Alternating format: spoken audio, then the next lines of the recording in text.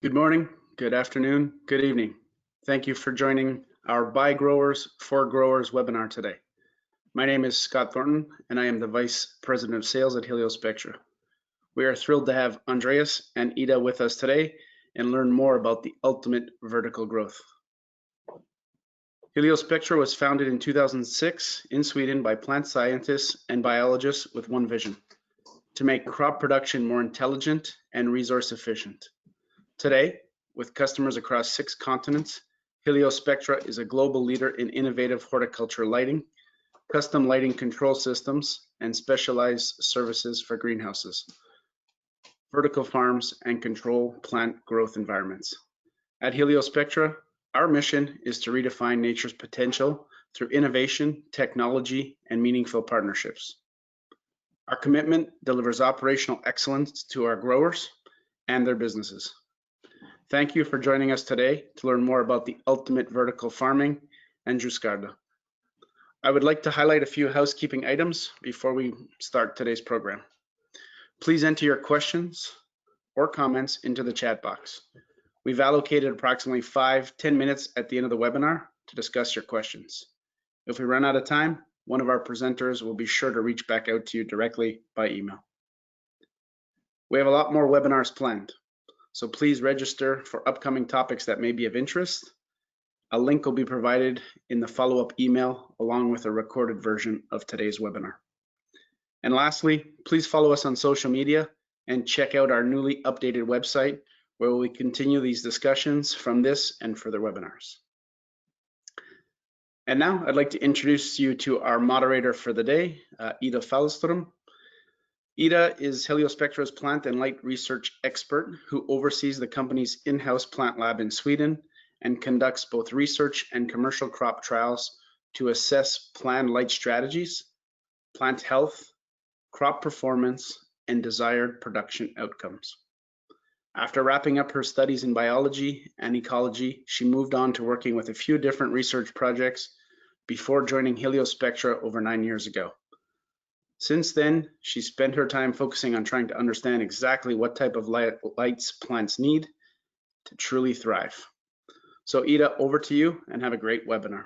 Thank you. Thank you, Scott. Hi, everyone. My name is Ida Fallström, and I'm going to be your moderator today. Today, we're going to talk to the co-founder of Ljusgårda. The first contact I had with the people behind the brand of Ljusgårda was in 2017. Magnus Kromet, one of the co-founders, came by our office one day for a meeting where he introduced to us their vision of modern farming. And after the meeting, he left with a flexible grow light under his arm.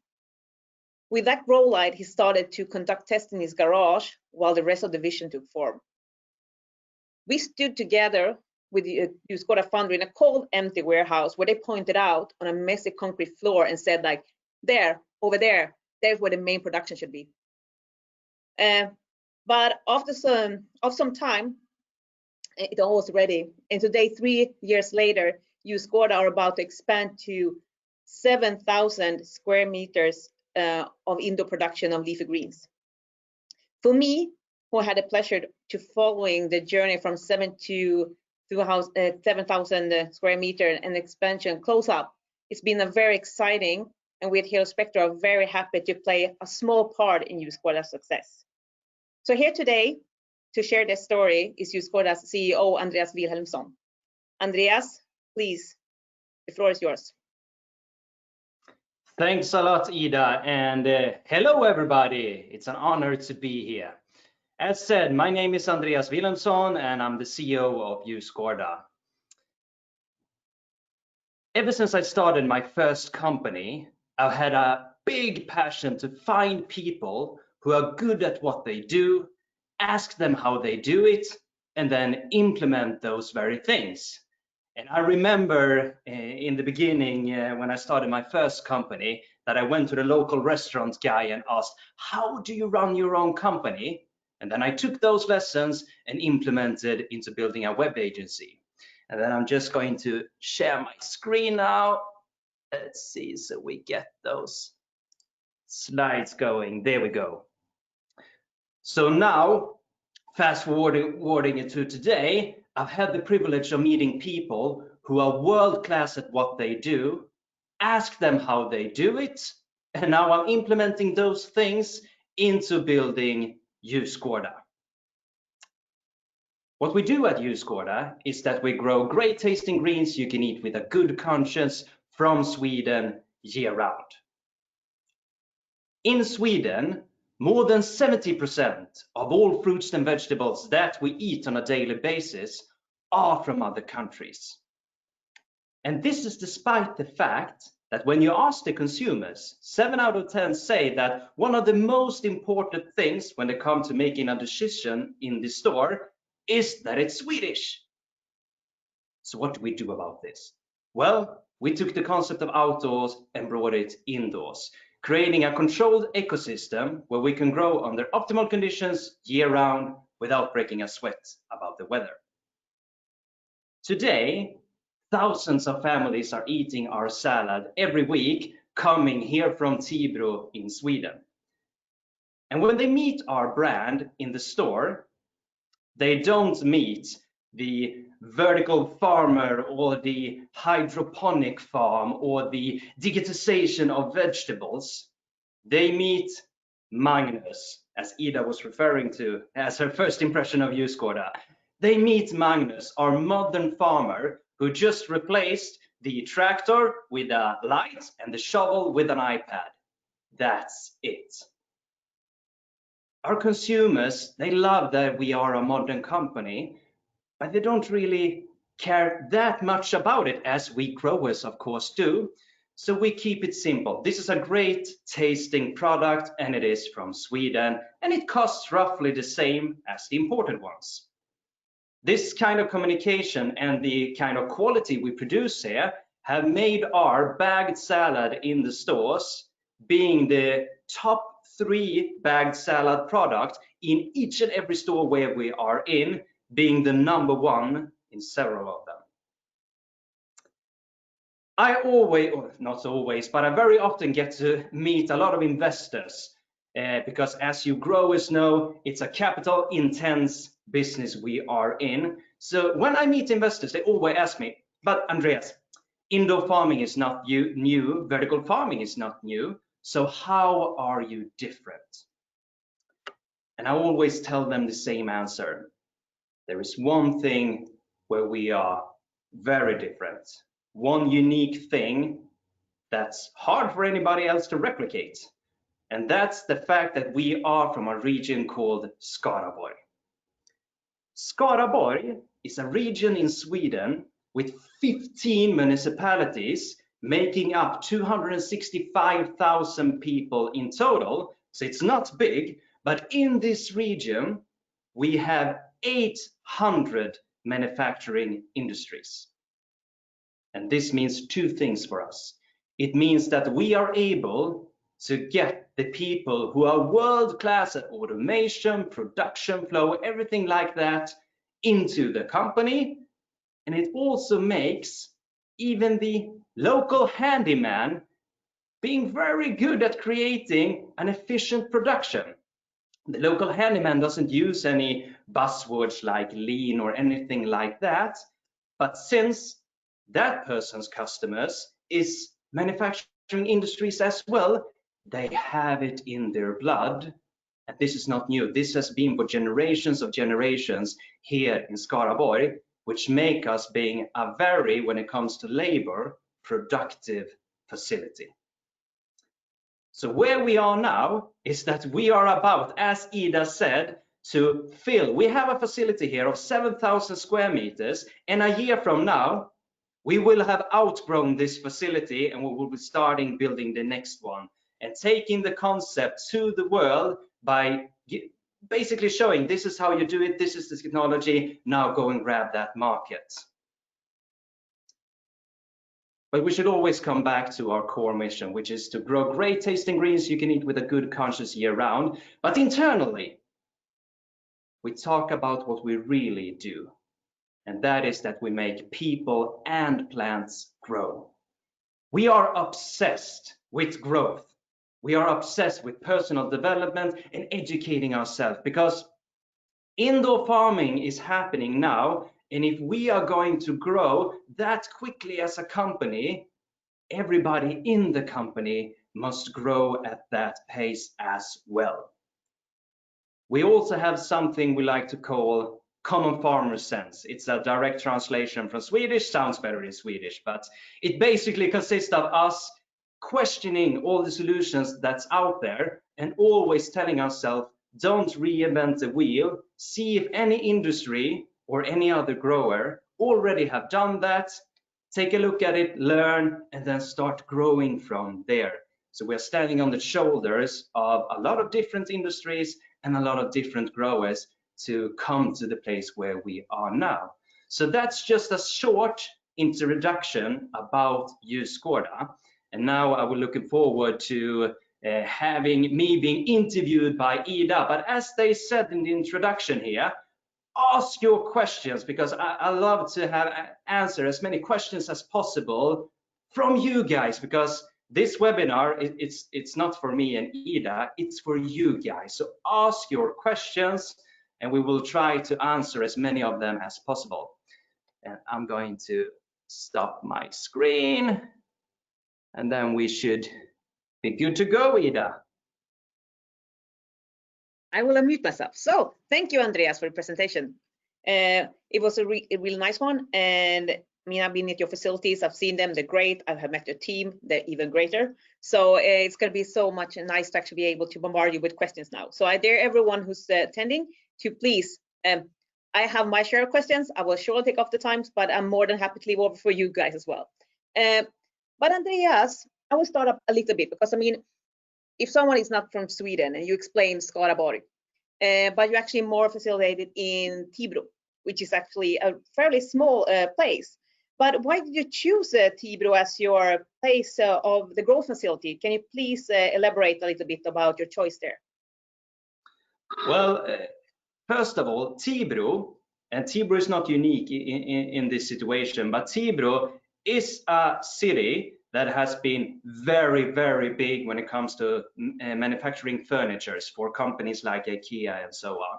It's still the place to be when it comes to furniture. We have Mio and other companies here, but it's a lot smaller now than it used to be. So in this small city, there's actually an infrastructure of empty factories not in use anymore, big ones. So this was one of several ones we were looking at.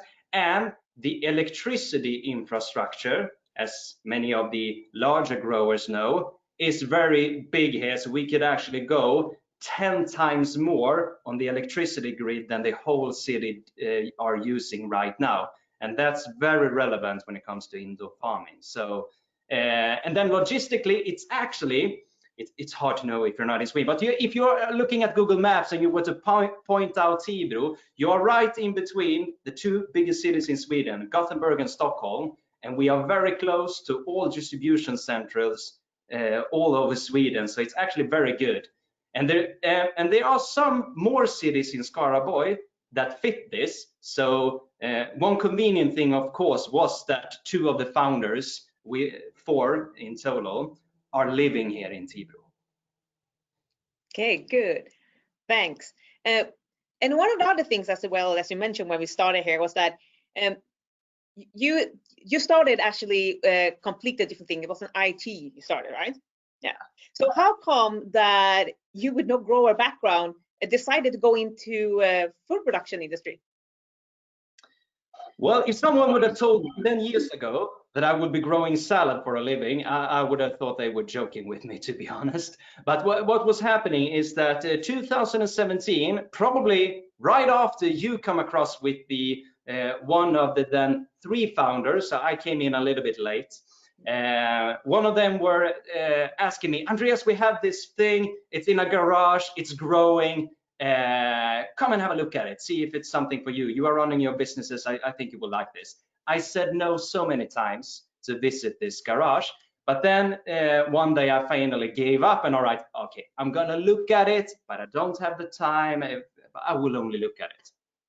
And then I went into this garage with three very manually plastic created towers with one heliospectral light in front of it. and they were growing basil and thyme. And I looked at that, and this is actually almost at least working. And it piqued my interest because I was on the first year on a recent 5-year plan to build the IT company I was running then.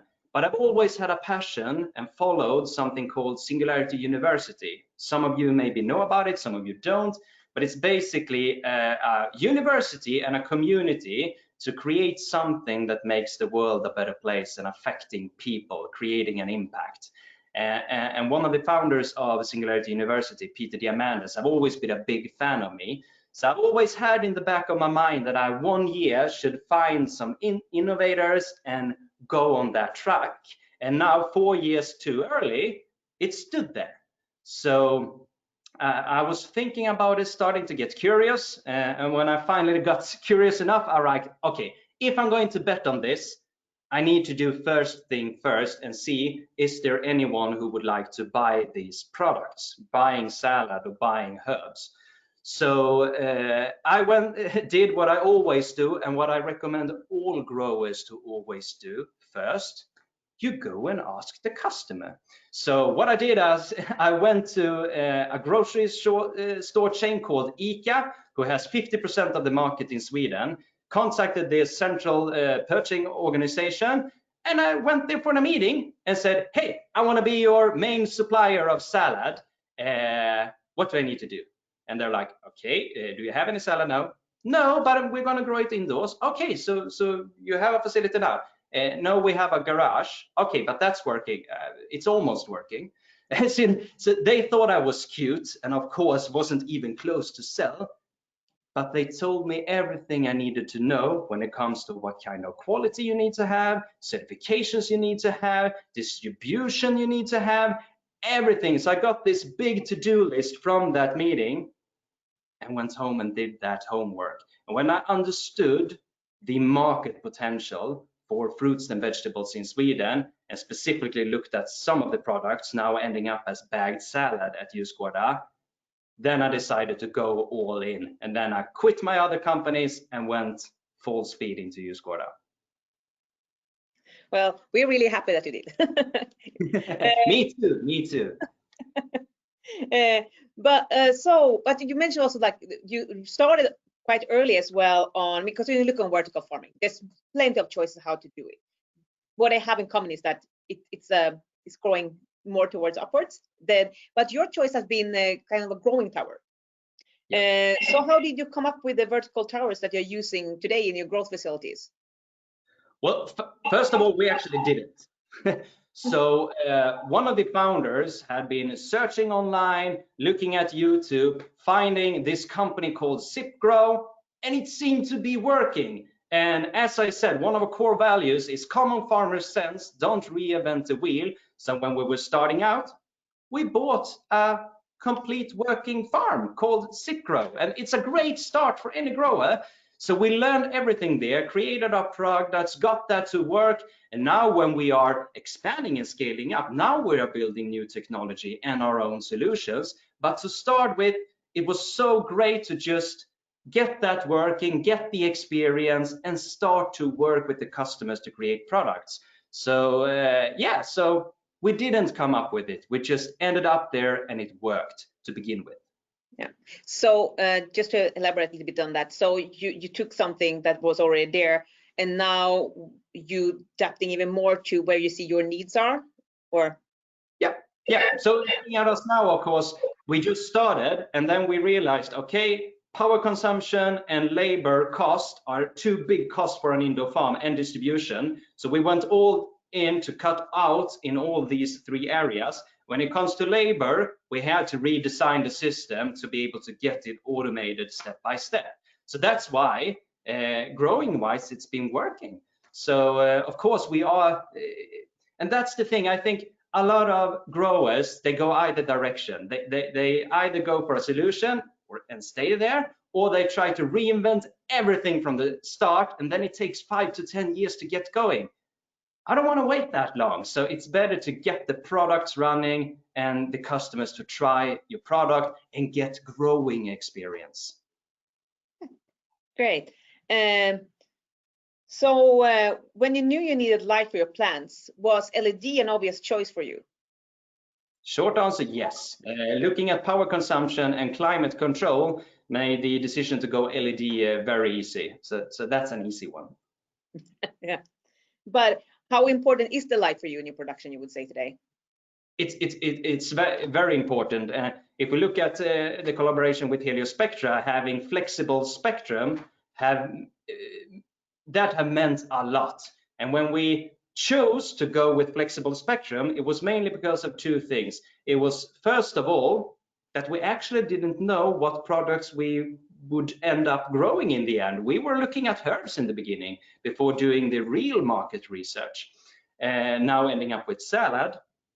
And that made us want to, from a production standpoint, emphasize flexibility to the maximum. So that was one of the reasons. The other reasons, of course, when it comes to power consumption, plant quality, being able to control taste and everything, light has a huge effect on the plant. So they were the two reasons from the beginning.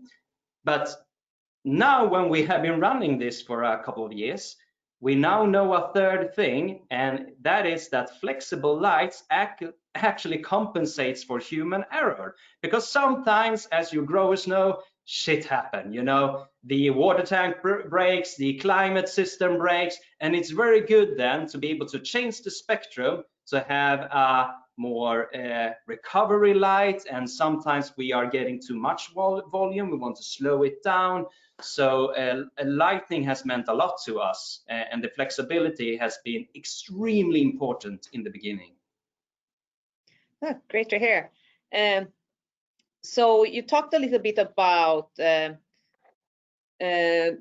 also like your whole working the whole working situation you have there, and you're growing towards. So you have a big growth room, right? And you have different things. But how do you work with sanitation in these kind of bigger indoor productions? Yeah, and that's a very good question. And a lot of growers, you know this listening, you know, you're like in the beginning, you're like, sanitation, that will work out. We will figure it out. And then you end up feeling that that's the only thing we do. So we have spent a lot of time starting to improve that, and we will improve that hugely in the year to come now, basically creating what we can call a car washing line, but not for cars, but for the growing facility. But what we are working with right now is ozone as a way of making everything clean. So we're working with ozone both in the air and in the water to make the sanitation easier. But today, as in this week, it's still a lot of manual labor, but we are about to change that now within the next 12 months. Awesome, really good. So I just want to go back a little bit to the crops, a little bit. So how do you know what a customer wants? I mean, is that your focus when you decide on the crops you're going to grow? I mean, you talked a little bit about it, but can you speak a little bit more on like how and the why? Yeah, how did you get the feedback, and how did you proceed? Okay, the how as well, yeah. So and as you hear, and I'm coming from a sales background with in IT, and I think a lot of other growers I've met, they are taking this too late. I've always, in all my companies, in all my life, you start with the customer and you don't produce anything the customer doesn't want. So of course, then as you say, you need to figure out what do the customer want. So I started on the highest level to realize, okay, what certifications do I need, what quality measurements, and so on, and knowing there's a market. But then you come down to, okay, which crop should I grow, and how should a good quality crop be? So then we went into the grocery stores and did our research, looking at volume, because that doesn't only have a big effect, of course, on revenue, it has a big effect on the logistics. Because if you have too low volume in each stores, then you can't get the distribution to work without working somehow with somebody else already distributing. And we are doing that ourselves. So we are distributing directly from here. And that only works because we're targeting products to start with a high volume. And as I said, we are #1 in several stores now in the product category of bagged salad. But then it also comes down to taste, flavor, and everything on the products. And one very interesting experience we had was when we started with rocket salad as the first product we launched. And I remember, first of all, our first tryouts with the rocket salad, it tasted terribly. It was so bad. So we were by far growing the worst tasting rocket salad in the world. But we became better. And finally, we got a product. It was strong, you know, you could feel the taste a lot. And we went to the nearest grocery stores and had people try. And we also tried locally here in the factory with the staff members. And you got this feeling when you were doing tests on the external people. Do you like it? And they're like, it's okay. Yeah. Then you know, okay, we're dead wrong. So we ended up with the lesson from doing test and test and test until we saw the reaction in the customer's eyes that Swedes doesn't want a strong rocket salad. They want a mild one, which is insane because a rocket salad should be strong, it should be spicy. I like that myself, but the majority of Swedes doesn't like that. We have a saying in Sweden called lagom. It should just be enough, you know. So not too strong, not too mild, but it ended up with us making as mild rocket salad as we could. And when we did that, we outsold all rocket salad in that store. So that was one example that you don't always know what the customers actually want until you try it and you see it in their eyes. Yeah, perfect. But if they ever change their mind and go away from the lagom and they want the spice one, you know how to do it now. Yeah, of course. Then we just do our flexible lighting, turn it on, and then we have a super spicy one. So we know that one for sure.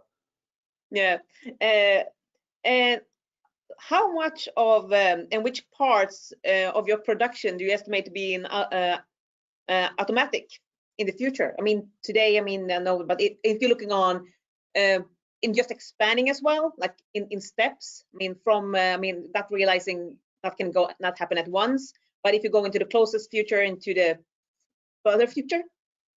Yeah, and close future for us is always next 3 months. But so in next 3 months, we have more automation than we have now. But the thing is that, and this is important, we are in a region that is very good at this, very good at automation and doing it step by step. I think a lot of indoor farmers, they do the two extremes. They either go for no automation at all, except for plant automation, or they try to automate everything from the beginning. And when you do that, that's cost money. It's because automation, it never works from the beginning. You need to get the learnings, you need to get it step by step. So I should mention we have a lot of expertise when I'm saying our approach here, but it's all about doing it step by step, and it's a continuous journey that never is ending. So we have a now packaging and harvesting and sorting step of the process that takes about 7 people now, and 1 person will be able to do that within 4 months. That's one example. So near-term future, if we're talking a year, most steps will be semi-automated, which means that you have a leverage from a machine, but there's still a human being there, or automated, which means that there's not a human being there. And if we look on the next facility, we will take another step into going in full automation. But it's not 1 or 0. It's not black and white. You should have people and machines, combine it and do the math, and don't do everything at the same time. Do it step by step. Automate 1 process at a time. As we talked about recently, sanitation. We know that takes a lot of time. And when it starts to take too much time, we automate it. Yeah. But if you look like putting in seeds, still don't, it's very easy to automate. The machinery is there. But when you do the numbers, you can see that, okay, it's not a problem until this volume point, and then we solve it. And then you do maybe a semi-step on the way there. So it's a step by step, but our approach, of course, is to looking what takes up the most labor, what's most costly for the whole economic calculation, fix that one, and then go for the next one. Yeah, so you're taking more like the economical approach to it, as you say, when it makes sense, like when the labor and but actually the automation could actually be more costly than labor if the labor is not that intense at a point. Yeah, you just run the numbers and see where you have the costly bottleneck. You solve that, and then you always end up, because then the volume increases with the same amount of people, then you have a new bottleneck, and then you go and fix that. So that's our approach. And some bottlenecks, of course, we already know about, so that we have a plan for within the next 12 months. But once we hit those, we will find new bottlenecks, you know, and then you need to automate those. So it's a never-ending journey, and that's what this region have been doing for a long time. Yeah. So and looking at it as well, I mean, for me, it sounds like also considering the area you're from, you're also not only looking on what is possible to automate today, but also looking on, I mean, hopefully in the future, even better solutions for some automation might be happening. So are you preparing yourself to be able to adapt to other possibilities for automation in the future as well? Yeah, of course. So what you want to do, you don't want to lock yourself in a corner, not being able to automate at all. So some things we are preparing for automation, but we don't automate them yet. But then you make sure the suppliers are able to buy an add-on or something like that. So then it goes when the volume hits the crucial numbers. So you should always have automation in your mind, even though you do it a step-by-step semi-automation approach to begin with. Yeah. So we know that you're working with scaling up at a focus. Could you just touch a little bit on top of what you mean in your perspective what scaling up is? When it comes to scaling up, and if you're a grower listening now, you want to scale your company, there's one super simple solution. You know, you don't, as I said, you don't need to reinvent the wheel. People have actually scaled companies before. So there's actually one book, and one book only I recommend on this topic, and it's called Scaling Up with Vern Harnish. And it's such a great book because it's cover the 4 fundamentals that you need to take care of. You need to know what people you have involved, customer, team members, you know, everything. You need to know your strategy, you need to know how to execute, and you need to know your cash flow. And if you can master those 4 things, then you can scale. This is a book that you don't read in a weekend and then you know everything. This is a deep book, you know, you have tips from that book going out to other books, recruitment, everything. But to make the answer short and easy and not spend 2 hours talking about this, the book is called Scaling Up. The author is called Vern Harnish. There's an online course as well. Just buy the book and read it and see, and then do that thing. You know, find the people who have done it and do it. Yeah. So I'm just, is there a scaling up operation? I think actually we have a question coming in that's from online, which I'm just going to jump in there. Sorry, Andreas. Going to see if I can regarding the scaling up. Is there a scale or operation for being economically viable? Yeah, but it's not a one solution fits all, because it depends on your market research and your local market. But of course it is, because you need to find the breaking point for handling these 3 costs, you know, power consumption, labor, and logistics. A lot of people miss the logistics. And of course, with labor, you have a crucial backbone of support staff that you need to make sure everything works. So of course, there's a break point when it comes to volume and scale, but the answer for us here in Sweden is maybe not at all the same answer as for anybody else. You need to do your market research. But of course, there is always a volume point. It's very seldomly, unless you do a very high value crop, good economic sense with small production. So the way you do a small production is different from the way you do a large volume production. Of course, that needs to be thought about, but if you're planning to have a large production, then you can start here and do it step by step. So I don't have a straight answer to that because there are so many variables.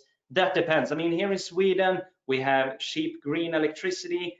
That affects the economics hugely. And you know, Tibro, as I said, it's a very good place logistically, and we are super good at minimizing laboring costs. Of course, that's the 3 costs you have. So our volume number is probably lower than maybe if someone is starting up, I don't know, in a place where you don't have these benefits. Yeah, and I just want to go back a little bit about your scaling up, because I mean, right now we've been talking about optimization, we have been talking about the scaling up approach, and a lot about these things. Sometimes that actually people are a part of this, as you say, like that the human system working there. And I just want to see a little bit about talk about how you see your approach of scaling up and still making it for the people who are working with you. Yes.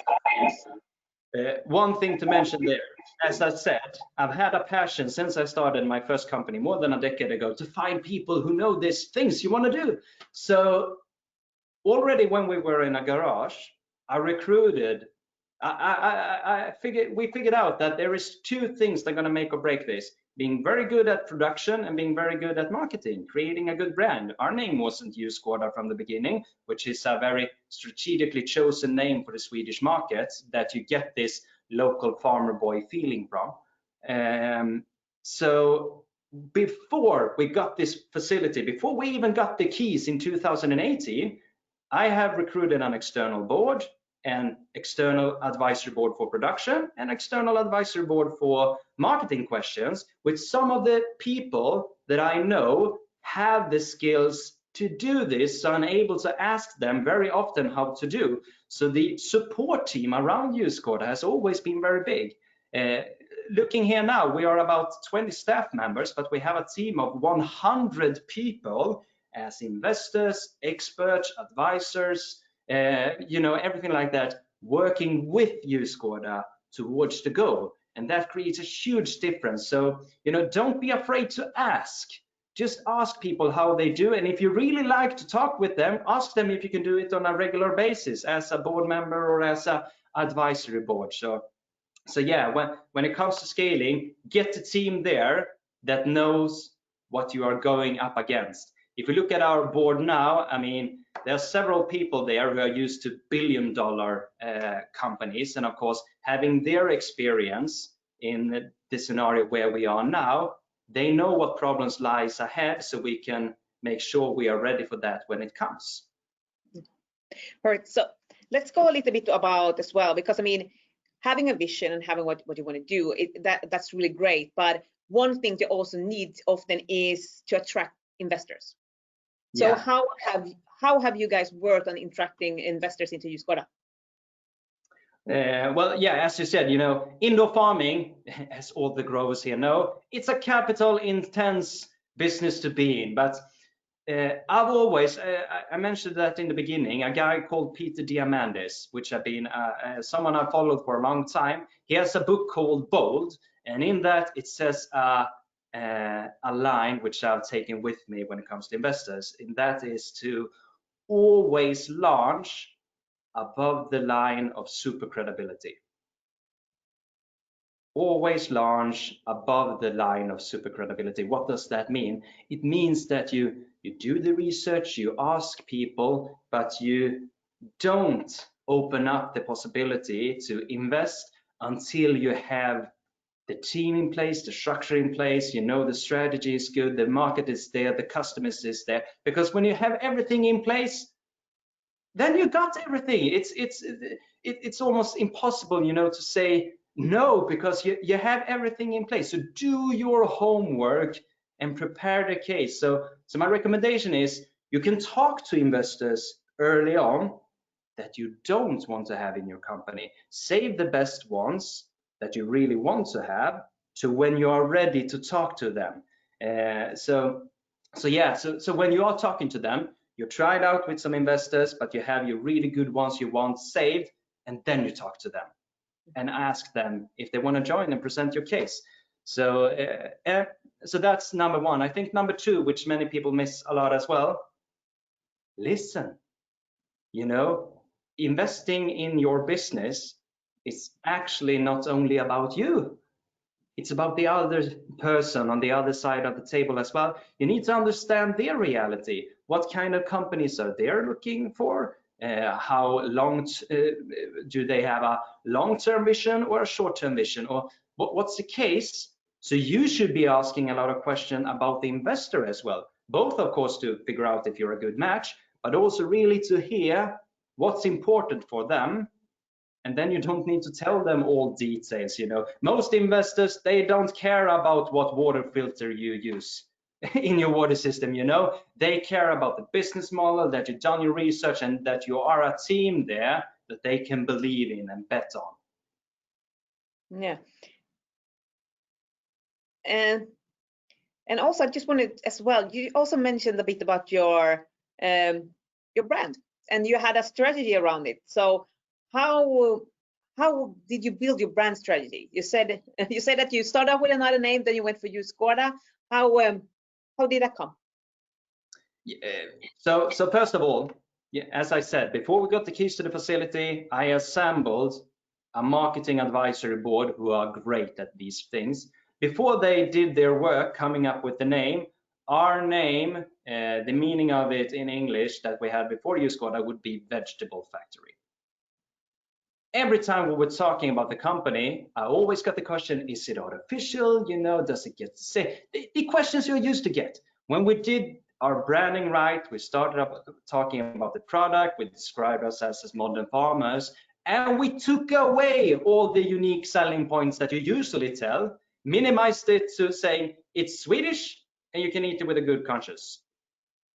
And then nobody questioned it anymore. So yeah. I think the reason it works in Sweden, at least. Of course, you always need to investigate your local market, but for us it's been a tremendous success to not be so technical, not be so advanced. We always do, when we explain what we do, we use you know, I can't really translate this into English, but there's a song in Sweden that's singing about sun, wind, and water, and by just mentioning that artist's name, people understand what we control. We control these things. So keeping a language which everybody can relate to, and take away some of your unique selling points. You know, you as a grower, just as me, you know, you have this list of 20 things, 20 reasons why they should buy your salad. When you know, when you're hitting number 14 on that list, they leave. they don't want to listen to you. They just want to know, is it good? Is it local? Is it good for the environment? You know, that's it. And the price. And having, when you know about your production costs, then you can keep the price low as well. So our product is roughly priced the same as the imported ones. That's also creating a difference. So it's, our approach is basically saying same but different, same but better, and just keep it easy. Yeah, you also mentioned a little bit there about mentioning that sustainability is also one of the three things that attract people.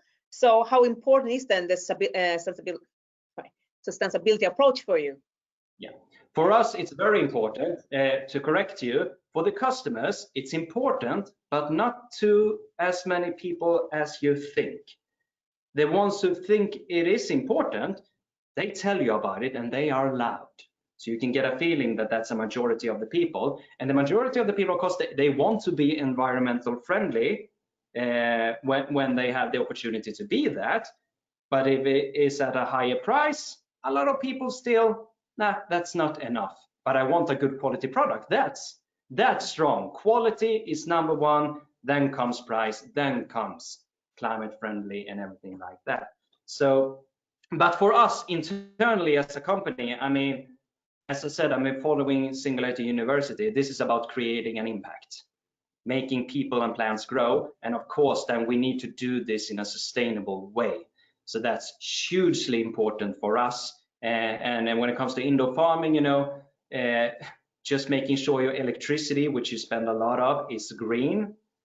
That's a big and quite easy thing to just fix. It's just a matter of cost, depending on where in the world you are. But yeah, so for us it's very important, and it's important to a lot of customers as well, but not as important as many people believe. Yeah. But you said, but local is to be able to say that it's locally produced. Is that something that is landing really well with the customer and consumer as well? Definitely. So, and the way we do that, it says we're talking a bag this size. It says 3 times on that bag that it's from Sweden. Yeah.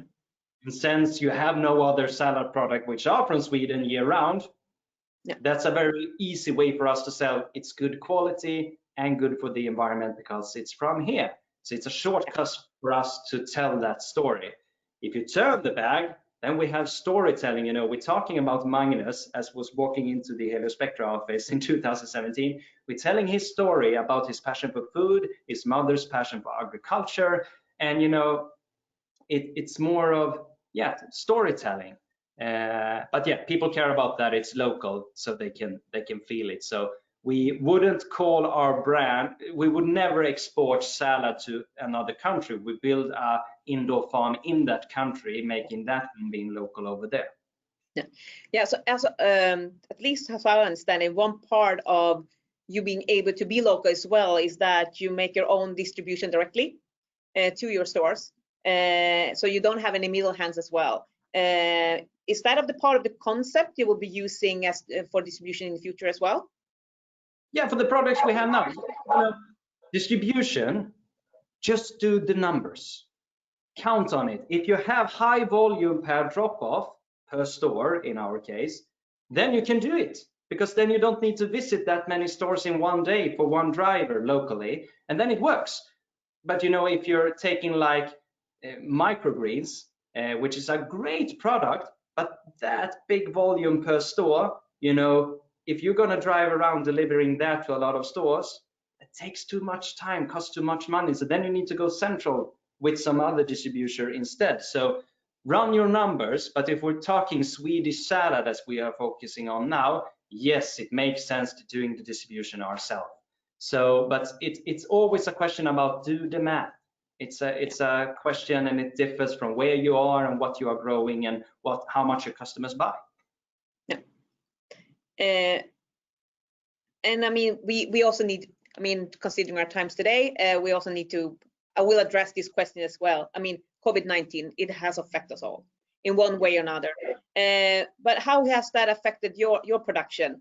Have you seen any increase on demand on the local produced crops?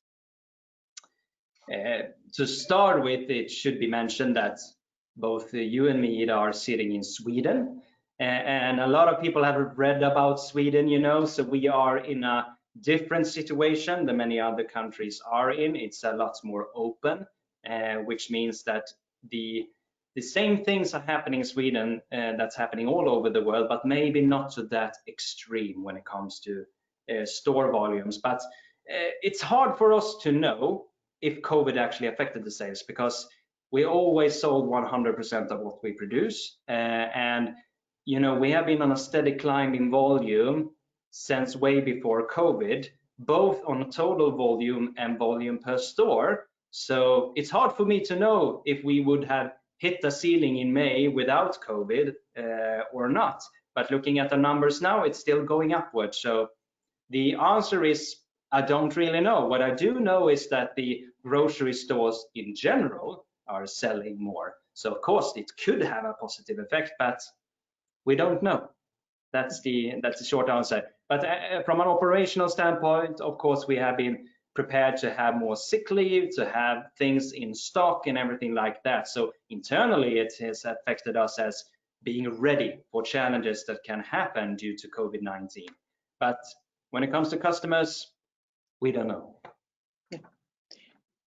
Yeah. I think I want to ask as well, like, why crisp? The crisp lettuce as you have. Why did you choose it? And so getting back to the research, so we are trying different products, and suddenly we tried crisp, and we got a crisp to taste very good. We tried some different ones, find our favorite, and then we tried it live on the customers. And when we saw those sales numbers in starting to this is good, and you know, it works good to grow, it's good on the logistics, customers love it. Then we started to go more volume on crisp, and that has been a steady increase on crisp. So, you know, of course, we, from a crop perspective, choose something that we knew that, okay, we can probably succeed with this, and it should be a demand for it. And then, you know, you need to test it on the consumers to know. Okay, great. Thanks, Andreas. Even though I might have more questions, I still need to let other people in now. I think we have something coming in live, so I will let Scott. Do you have some questions for Andreas from the audience? I think we have so many questions for Andreas. I think we could be here for another hour. You know, I think everybody's feeling his passion. So yeah, why don't we take a few online, and then you know, I don't think we'll have enough time to answer them all, but I think there's some great questions that we need to get to. So Andreas, here's the first one that I think is really interesting. What kind of supportive legislations are needed from a regional and EU decision makers to level the playing field for innovative solutions like indoor farming?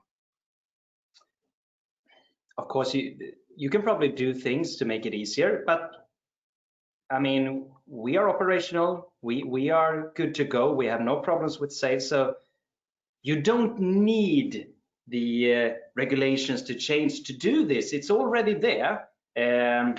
Of course, when it comes to certifications and quality marks at different standpoints, the regulations are not suited for indoor farming, but you can still make your way there. So I actually don't have a good answer on that, because I don't see it as an issue. It's at least not an issue for us. But it depends on, of course, what crop, now I'm talking grocery stores, I'm talking Swedish salad. And it might be local registrations in other countries that's in the way somehow. But, you know, if you just know your customer and you know the customer buying organization, as long as you're solving their demands, you can do this.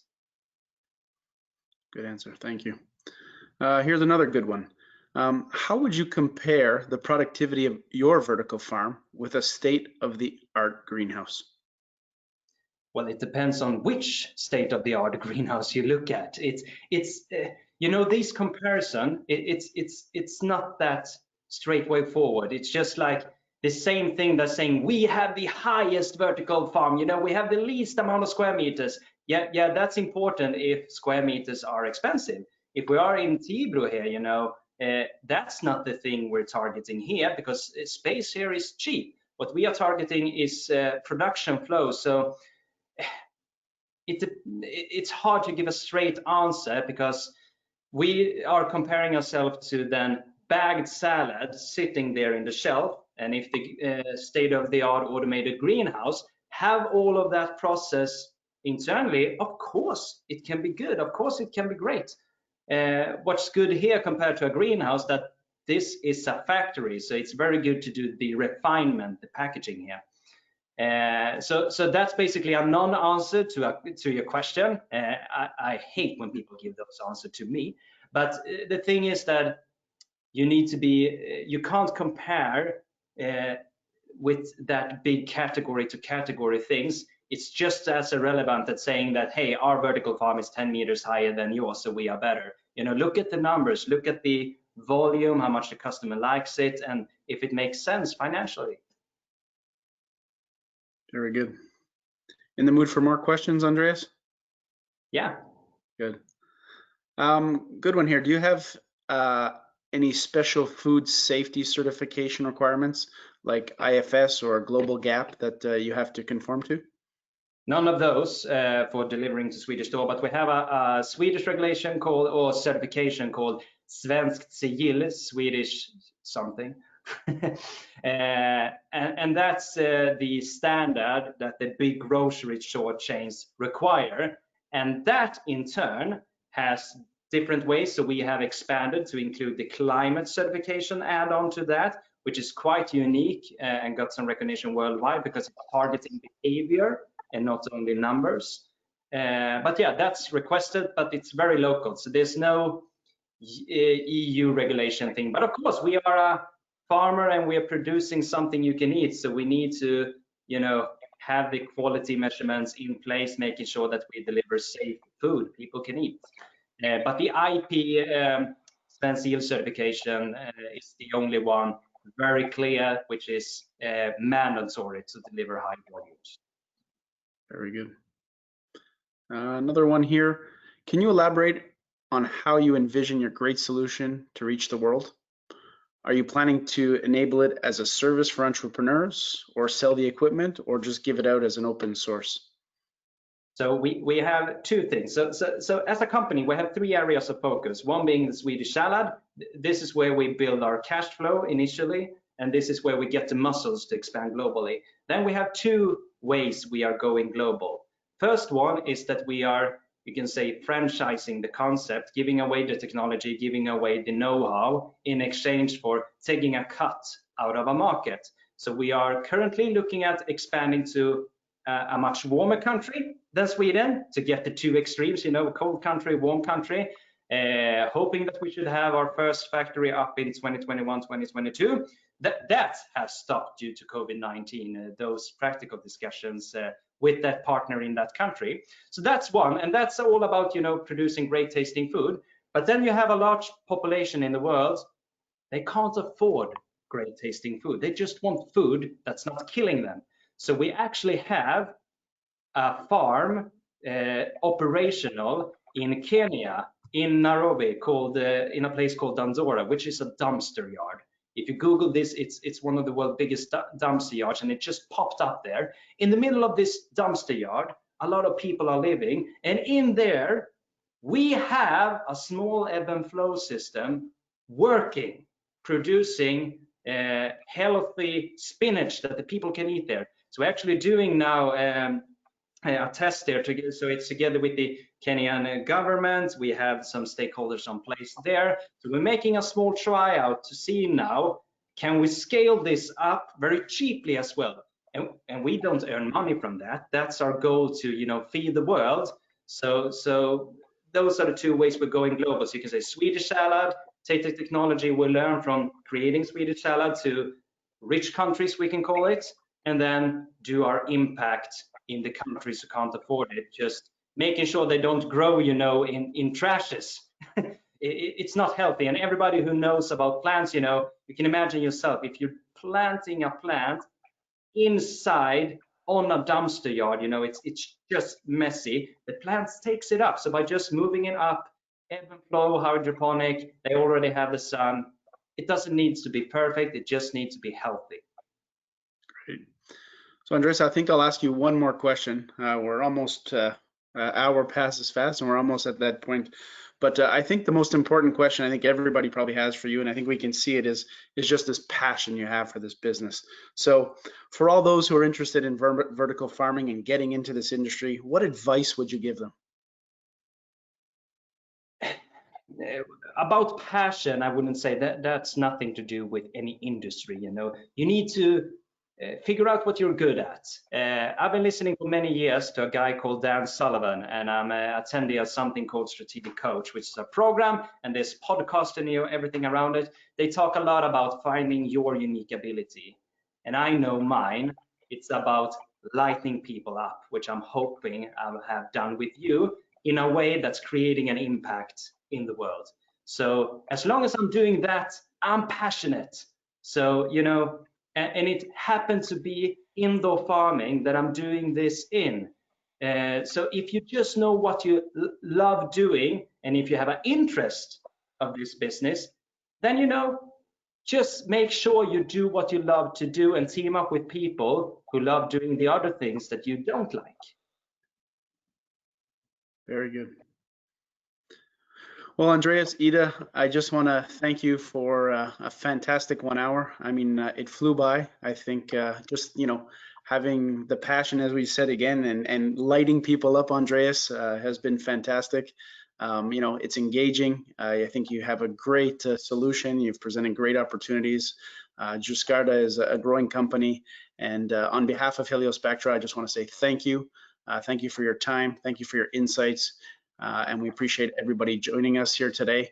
And as I said, we will send out a link to everyone with a follow-up video, and we'll try to answer all those questions that came in the days to come. So thank you again to you both, and have a wonderful rest of the day. Thank you. Take care, everybody. Thank you. Take care now, everyone. Bye-bye. For staying with us today. Thank you.